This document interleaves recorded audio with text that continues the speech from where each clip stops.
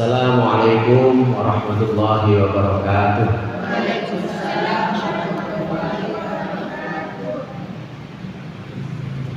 Al-Fatihah.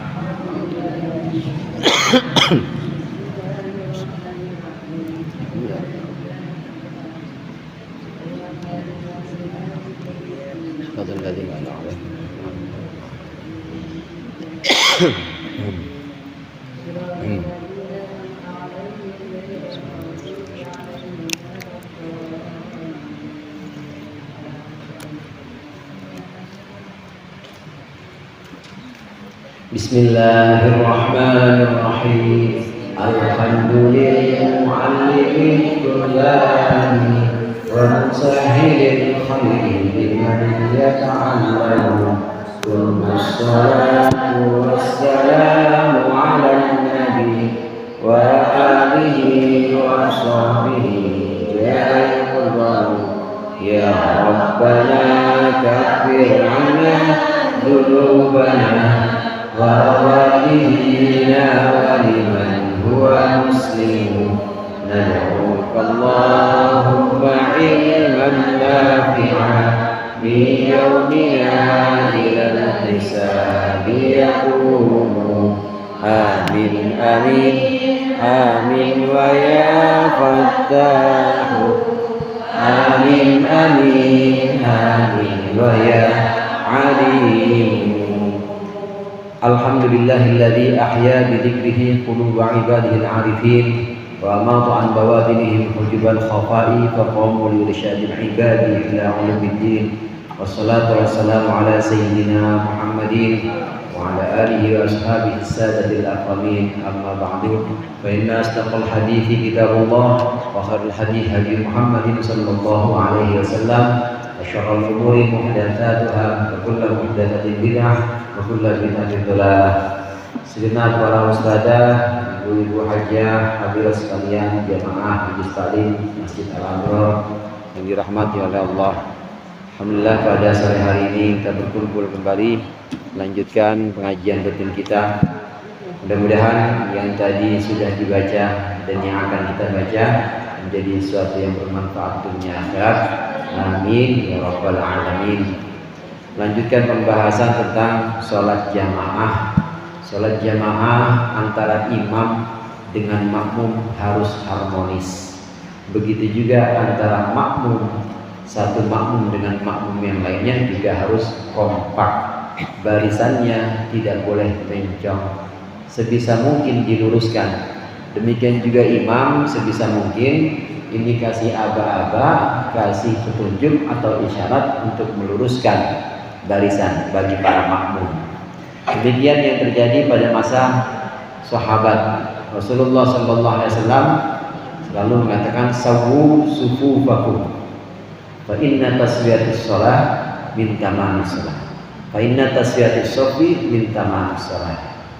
Rapatkan dan luruskan barisannya, karena sesungguhnya rapatnya barisan, lurusnya barisan termasuk kesempurnaan sholat.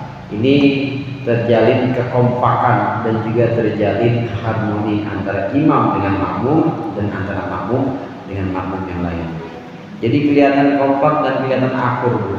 Akur pasti antara makmum yang samping sebelah kiri dengan yang sebelah kanannya itu pasti dia dekat, pasti nggak mungkin kemudian jauh-jauhan. Begitu juga antara imam dengan makmum terjalin kekompakan. Nah, karenanya dalam bagian berikut ini di halaman 233 kita akan melanjutkan bagaimana cara yang paling utama saat kita ada dalam sebuah jamaah sholat. Sama-sama kita baca Bismillahirrahmanirrahim. Wa yanbaghi taswiyatus shaffi wa hiya saddul farji wa hiya saddul farji fihi wa itmamus shaffil awwal fal awwali. Wa yanbaghi, dan semestinya dan seharusnya taswiyatus shaffi, meluruskan shaf barisan, Wahya yang dimaksud dengan meluruskan barisan saddul faraji adalah menutup kekosongan fihi yang ada dalam barisan. Wa itmamus shafil awwali dan menyempurnakan shaf pertama fal awwali lalu shaf pertama berikutnya. Fataswiyatuhu mustahabbun, maka meluruskan shaf itu hukumnya sunnah fi ta'diyatil jamaati dalam melaksanakan jamaah. Wa syartun dan syarat linaili fadliha untuk mendapatkan keutamaan jamaah. Wa sholatu man tarakaha dan sholatnya orang yang meninggalkan lurusnya shaf, dia tidak mau meluruskan shaf. Gimana sholat orang itu? Shahihatun, tetap sah. Alal asahi, menurut qaul asah, qaul yang lebih sahih. Lakin jazama Ibnu Hazmin biwujudiha, tetapi seorang alim bernama Ibnu Hazm, beliau menetapkan bahwasannya wajiblah menutupi shaf salat. Wajiblah menyempurnakan atau meluruskan shaf salat. Wa bibutlani sholati tarikiha, dan beliau menegaskan batalnya salat orang yang meninggalkan lurusnya shaf. Titik. Di antara kesunatan yang seharusnya dilakukan oleh para jamaah yakni meluruskan shaf salat. Yang dimaksud dengan meluruskan shaf salat ini, kalau ada yang masih kosong maka langsung masuk ke dalam barisan. Kalau masih ada yang lowong maka langsung disempurnakan barisan yang lowong ini. Yang paling utama shaf pertama dulu. Selama di shaf pertama ini masih ada yang kosong, maka isi dulu shaf pertama. Jangan bikin shaf baru. Jangan bikin barisan baru. Nanti setelah shaf pertama atau barisan pertama sudah sempurna, baru bikin barisan baru. Demikian juga orang yang baru datang di shaf yang kedua belum sempurna, masih ada yang kosong, sempurnakan dulu shaf yang kedua. Penuhin dulu yang kedua, luruskan, penuhi. Nah, nanti setelah lurus baru bikin shaf yang ketiga, bikin barisan yang ketiga, dan demikian seterusnya. Ini cara seperti ini adalah sunnah hukumnya dalam melaksanakan sholat, hukumnya dalam melaksanakan jamaah, hukumnya sunnah. Sunnah itu kalau kita lakukan mendapat pahala, kalau kita tinggalkan tidak dosa. Jadi dosa enggak kalau orang yang bikin shaf sendiri sementara shaf di depannya masih belum sempurna? Tidak dosa. Tidak dosa, tapi nggak dapat pahala sunnah. Bagusnya sempurnain dulu, penuhin barisan pertama, atau barisan kedua penuhin dulu, barisan ketiga penuhin dulu, baru bikin baris berikutnya sampai benar-benar penuh, tertutup yang lowong atau yang kosong-kosong ini rapat, tidak ada yang kelihatannya jarang. Kan lihatnya juga nggak enak bu, jarang. Lu kalau melihat gigi jarang-jarang enak kan? Nggak enak ya. Jenggot jarang-jarang enak nggak bu? Nggak enak. Makanya saya cukur mulu jenggot. Orang cuma 3 lembar, jenggotnya agak jarang-jarang. Begitu juga barisan agak lowong, maka jangan. Jadi biar kelihatan kompak, biar ada perpaduan antara satu jamaah dengan jamaah lain, rapatkan dulu, luruskan atau penuhi, baru buat berikutnya. Ini hukumnya sunnah. Artinya sunnah, orang yang sholat jamaah tapi tidak mau menyempurnakan barisan yang ada depannya, ya tidak apa-apa, dia tidak dosa. Cuma ini jadi syarat untuk mendapat keutamaan jamaah. Kita semua tahu sholatul jamaati khairun min sholatil fardhi bisab'in wa ishrina darajah atau bi khamsin wa ishrina darajah. Satu riwayat Rasulullah menyebutkan 25 level, satu riwayat lain Rasulullah menyebutkan 27. Sholat sendirian itu kalah utamanya dibanding sholat berjamaah. Levelnya selisih 25. Jadi yang sendirian ya cuma sholatnya segitu-gitu aja, tapi yang berjamaah ini levelnya atau peringkatnya, derajatnya lebih tinggi, 25 derajat atau 27 derajat dibanding orang sendiri, sholat sendiri. Dengan demikian, kalau ini syarat untuk mendapat keutamaan jamaah, maka orang yang tidak mau nutupin saf kosong, nggak mau penuhin barisan yang masih lowong, maka sholatnya sama kayak sholat sendiri. Jadi nggak dapat pahala jamaah. Sah nggak sholatnya? Sah, tetap. Tidak batal, tidak dosa enggak. Cuma percuma jalan dari rumah niatnya buat dapat pahala atau keutamaan jamaah, tapi sampai masjid dia nggak dapat pahala jamaah. Sama aja kayak sholat di depan TV atau di rumah sholat di dalam kamar. Kan sayang-sayang, udah capek-capek atau udah usaha ke masjid, mana hujan, mana becek, nggak ada ojek, mana semuanya ngorbanin, ninggalin anak atau ninggalin keluarga, tapi pahalanya nggak ada atau keutamaan jamaahnya nggak dapat, sama seperti sholat sendiri. Sayang, eman-eman. Tahu eman-eman bu? Eman-eman ku wong Jawa. Eman-eman sayang-sayang. Kalau kata orang kita, orang Betawi, sayang-sayang, udah capek, ya, udah capek, tapi nggak ada keutamaan sholat jamaah. Nah, orang yang mau dapat keutamaan sholat jamaah 27 derajat, maka dia harus meluruskan saf dan menutupi saf yang masih kosong. Memang tidak batal dan juga tidak dosa kalau dia tidak ingin menutupi saf yang kosong. Kenapa bang nggak mau itu? Nggak mau, gagah. Ada musuh gua di sana. Di depan ada musuh gua. Musuh apa emang? Dia utang belum bayar-bayar. Ya udah, pahala atau derajat sholatnya sama seperti sholat sendirian. Jadi nggak ada pahala jamaahnya. Tetap sah, tapi derajatnya cuma satu, tidak seperti sholat jamaah yang lain. Dan ini ibu-ibu, ini untuk menunjukkan kekompakan atau ketaatan kita kepada Allah Subhanahu wa Ta'ala. Makhluk yang paling taat menurut ibu, malaikat apa manusia? Yang paling taat dan gak pernah berbuat maksiat? Manusia atau malaikat? Manusia atau malaikat bu?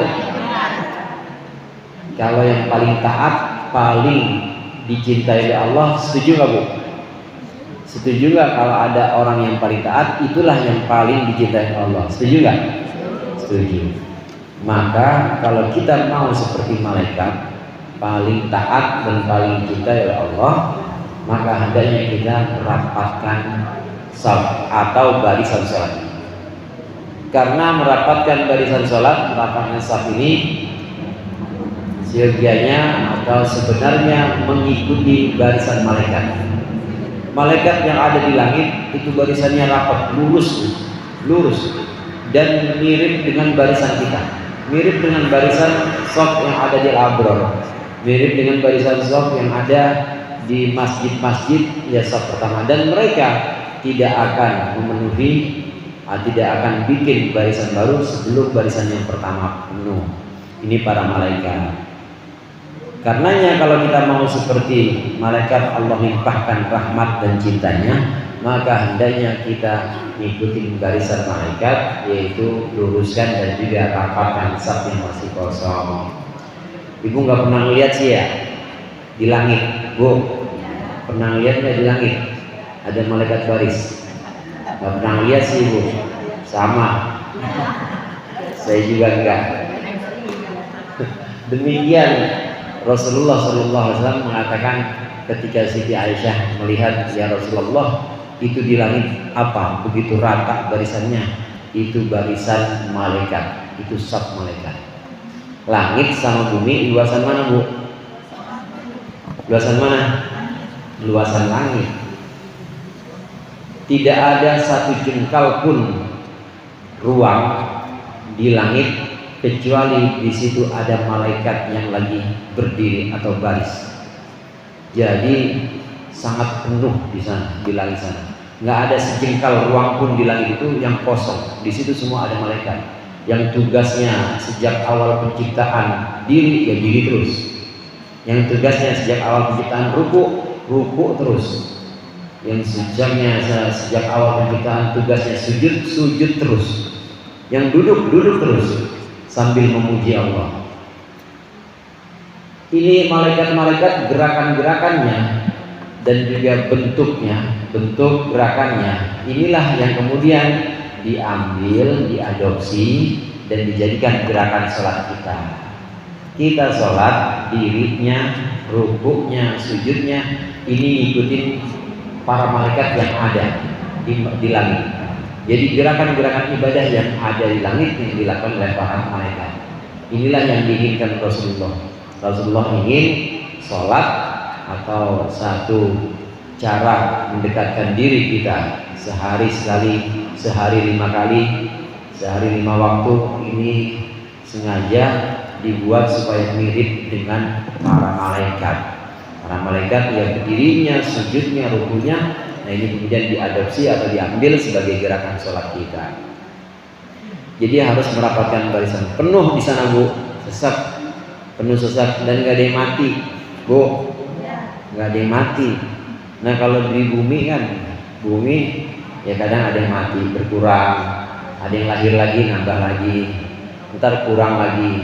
Yang mati ada banyak kan, waktu COVID kan banyak banget yang mati. Tapi yang lahir banyak juga, orang nggak kemana-mana, lockdown, akhirnya jadi lagi aja, banyak lagi. Tapi tetap tidak sebanyak malaikat yang ada di langit. Tidak ada satu jengkal pun, kata Rasulullah, ruangan, tidak ada satu jengkal pun wilayah di langit kecuali di situ ada para malaikat yang sholat dan yang memuji Allah Subhanahu wa Ta'ala. Mengikuti barisan malaikat supaya kita diberikan cintanya, karena Allah cinta kepada orang-orang yang menjaga kekompakan sesama mukmin. Nah ini untuk mazhab kita, meluruskan barisan dan mengisi kekosongan sunnah. Tapi menurut seorang alim namanya Ibnu Hazm, beliau mengatakan bukan sunnah tapi wajib. Artinya kalau orang tahu barisan atau saf depannya masih kosong, tapi dia justru bikin barisan baru, atau dia ikut barisan yang masih baru, sementara barisan yang depan ini masih ada kosong, maka hukumnya batal salatnya. Menurut kaul ini, kaul yang dipegang oleh Ibnu Hazm. Orang yang tidak memenuhi atau tidak menyempurnakan kekosongan dalam sebuah saf, dia sholat malah bikin saf sendiri, atau dia sholat ikut saf yang ada di belakang, maka sama-sama satu barisan itu semuanya batal sholatnya, karena membiarkan adanya kekosongan. Ini menurut mazhab yang lain. Nah kalau kita mazhabnya yang memegang sunnah, bahwasanya menyempurnakan barisannya punya sunnah. Dan juga disunnahkan wa adamu musabaqatil imam firrosi. Itulah ala shawab, harusnya firrosi. Dan tidak mendahului imam dalam gerak kepala, au qiyamin atau berdiri, au huwiyin atau turun. Qablahu, tidak mendahului imam, qablahu sebelum imam. Fa musabaqatuhu makruhatun, maka mendahului imam makruhatun, itu hukumnya makruh alal murajjahi, menurut qaul yang ditarjih atau qaul yang dimenangkan. Selain sunnah merapatkan dan meluruskan barisan, sunnah juga kita tidak mendahului imam. Biasanya kalau sunnah lawannya makruh, Bu. Karena sunnah itu jika dilakukan dapat, jika ditinggalkan tidak dosa. Kalau makruh kebalikannya, makruh jika dilaksanakan tidak dosa, jika ditinggalkan dapat pahala. Lawannya sunnah makruh. Biasanya seperti itu. Kalau tadi dikatakan menyempurnakan barisan yang masih kosong hukumnya sunnah, berarti ini yang bahasan baru. Kalau di sini disebutkan tidak mendahului imam, hukumnya sunnah, tidak wajib. Jadi kalau orang sholat makmum jadi makmum tapi dia mendahului imam, maka hukumnya makruh, tidak haram. Ini menurut kaul yang tarjih atau kaul yang lebih dimenangkan. Walaupun ada kaul yang lain, ada kaul yang mengatakan haram. Ada kaul yang mengatakan haram jika seorang makmum mendahului imam dalam hal gerakannya. Jadi imam kepalanya belum turun ruku, dia udah duluan ruku, haram. Begitu juga imam belum naik kepalanya dalam i'tidal, dia duluan, haram. Ini menurut kaul yang lainnya. Walaupun di sini ada yang mengatakan tidak haram tapi makruh. Nah, ibu-ibu sekalian, ini kalau mendahului imam selain di dalam takbiratul ihram. Kalau dalam takbiratul ihram hukumnya batal. Imam baru usolli fardhu maghrib, dia udah duluan, Allahu Akbar, batal, tidak sah. Iya, bagaimana mungkin dia sholat, imamnya belum jalan, belum mulai starter, belum mulai jalan, tapi dia jalan duluan. Mendingan gak usah ikut rombongan, mendingan udah ketahuan naik sendirian, dia jalan sendirian, ngetuk dah, gak usah ikut rombongan. Kalau mendahului imam dalam takbiratul ihram maka hukumnya batal. Terus gimana? Ulang lagi sampai imam benar-benar selesai Allahu Akbar, baru dia Allahu Akbar. Kita sebagai makmum juga begitu. Jangan mendahului imam, apalagi dalam takbiratul ihram. Dalam takbiratul ihram barengin aja nggak boleh, Bu. Allahu Akbar, imam dibarengin, Bu. Dalam takbiratul ihram, imam dibarengin. Kalau dalam takbiratul ihram membarengi imam hukumnya haram. Haram, dan juga tadi bisa batal, apalagi mendahului. Nah, tapi kalau selain takbiratul ihram, misalnya ruku barengin imam, makruh. I'tidal barengin imam, makruh. Sujud barengin imam, makruh. Begitu juga mendahului imam, makruh. Sujud dahului imam. Imam belum berdiri buat duduk, imam masih sujud. Nah, kemudian kita duluin, kita udah duduk duluan, makruh. Walaupun ada yang mengatakan haram. Nah, bagusnya bagaimana? Bagusnya kita sampai selesai imam geraknya, sampai imam selesai pada gerak rukun yang dimaksud. Contoh misalnya, kita tidak akan ruku sebagai makmum, kita tidak akan ruku sebelum imam benar-benar punggungnya itu lurus dalam rukunya. Allahu Akbar. Kalau imam udah benar-benar ruku baru kita Allahu Akbar. Udah benar-benar punggungnya rata. Kalau imam masih gerak jangan dulu Allahu Akbar. Begitu juga ketika kita lihat imam i'tidal, kita baca aja subhana rabbiyal azim wa bihamdihi, ikut ruku imam.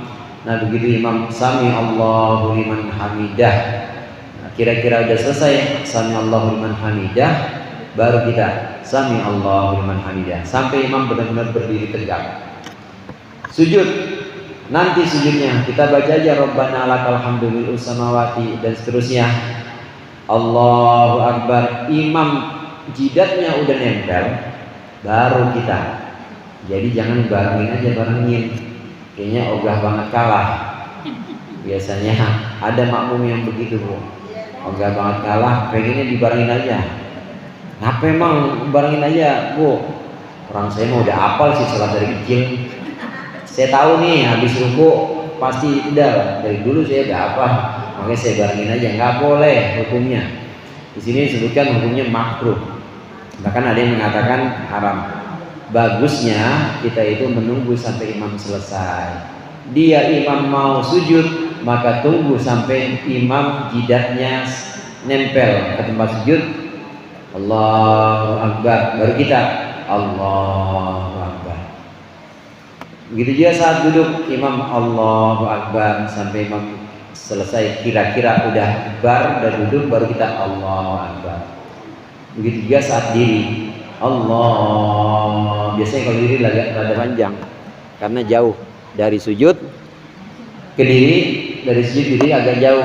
Allahu Akbar, agak panjang Allahu Akbarnya sampai kita benar-benar melihat, mendengar bahwa imam selesai takbirnya Allahu Akbar, dan kita kira-kira sepertinya imam udah diri tegak, baru kita Allahu Akbar.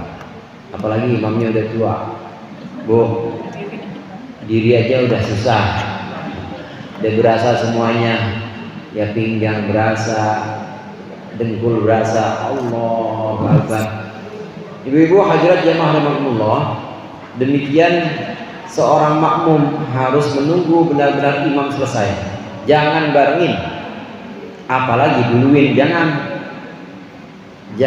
barengin apalagi duluin. Dan kita bisa lihat dari aba-aba imam yang disebut dengan takbiratul intiqal, dengan takbir perpindahan. Karenanya takbir ini sebenarnya juga merupakan zikir. Selain mengingat Allah, Allahu Akbar, itu sambil kita zikir, sambil kita dalam hati merasakan bahwa Allah besar, kita kecil. Allahu Akbar, sambil merasakan kita hina, kita kecil. Habis dah kalau tiba-tiba Allah ambil nyawa kita, kecil. Waktu mengucapkan Allah Akbar, kita harus merasa bahwa kita kecil. Selain zikir, untuk imam, takbir ini bisa sebagai patokan makmum. Kalau makmumnya sujud, imam sujud, makmum sujud. Untuk patokannya, apakah imam sudah benar-benar sempurna belum dirinya, ya pakai takbir itu. Allahu Akbar. Nah, di sini maka perlu kiranya seorang imam dan juga kita yang salah sendiri, maka takbir itu ada macam-macam. Ada yang panjang, ada yang pendek. Allahu Akbar, Allahu Akbar. Itu kalau dari sujud, duduk, dari duduk ke sujud pendek aja, Allahu Akbar. Tapi kalau dari sujud berdiri, panjang, Allahu Akbar.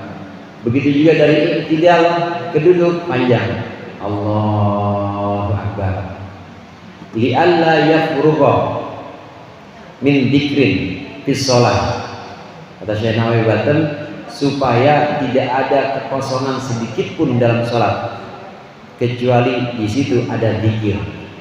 Jangan kita Allahu Akbar atau pas lagi naik kepikiran yang lain. Maka hendaknya mulai dari kita angkat kepala kita, mulai dari posisi duduk, ya begini kira-kira. Contohnya boleh ya? Ini. Gratis nih contohnya. Begini. Waktu dari sujud panjang memang. Dalam posisi sudah duduk baru mulai Allah Akbar. Allahu Akbar. Turun dari i'tidal, bersama wali masyidan min syai'in ba'du. Allahu Akbar. Jadi memang disunahkan mengisi seluruh bagian dalam sholat dengan zikir. Jangan zikirnya atau takbirnya cuma pendek Allahu Akbar padahal kita gerak, supaya gerakan itu benar-benar terisi dengan zikir. Nah, ini di luar sholat hendaknya kita jadikan seperti itu. Hendaknya di luar sholat pun seperti itu. Hendaknya di luar sholat kita juga mengisi semua bagian-bagian napas kita dengan zikir. Allah, Allah, Allah. Ibu napas sehari berapa kali, Bu? Berapa kali, Bu, sehari napas? Barengin sama zikir. Allah, Allah, Allah, Allah. Ada yang bunyi napasnya, bunyi kayak token tit tit tit tit. Berarti udah pengen habis. Andai iya belum isi lagi, andai dibatasin gitu kan, terus kita suruh bayar, mahal kan. Ini enggak, Allah kasih gratis. Karenanya Allah yang menjamin nafas ini, Allah kasih gratis. Siagianya kita barengi juga dengan zikir. Allah, Allah, Allah. Dalam sholat juga begitu. Dalam sholat semua gerakan atau semua bagian dalam sholat hendaknya disitu diisi dengan mengingat Allah. Takbir ada yang panjang, ada yang pendek. Ini buat zikir dan juga buat sebagai tanda untuk makmum, sebagai tanda bahwa imam itu sudah selesai dari rukun yang dimaksud. Nah, baru makmum ngikut. Allah Akbar. Jadi sekali lagi jangan barengin imam. Apalagi duluin. Boleh barengin imam cuma satu doang. Gimana, Bu? Amin. Barengin imam dalam bacaan amin Fatihah baru boleh barengin. Justru itu dianjurkan, disunahkan, karena orang yang membarengi imam pada saat amin ini sama aja dengan membarengi aminnya malaikat. Jadi malaikat waktu imam waladhdallin, malaikat di atas amin. Alhamdulillah kita nggak dengar. Kalau dengar pingsan kali ibu, pingsan. Allah amin. Orang yang membarengi imam dalam amin maka dia sama dengan membarengi aminnya malaikat, karena aminnya malaikat bareng sama aminnya imam. Nah di situ ada doa yang ibu pengen mohonkan dalam hati aja, Rabbi firli wali walidayya amin, atau doa-doa yang lain amin dalam hati aja, maka insya Allah karena yang mengamini malaikat maka insya Allah terkabul hajat kita. Mudah-mudahan bermanfaat. Dikurang yang mohon maaf. Wallahul muwaffiq ila aqwamit thoriq. Wassalamualaikum warahmatullahi wabarakatuh.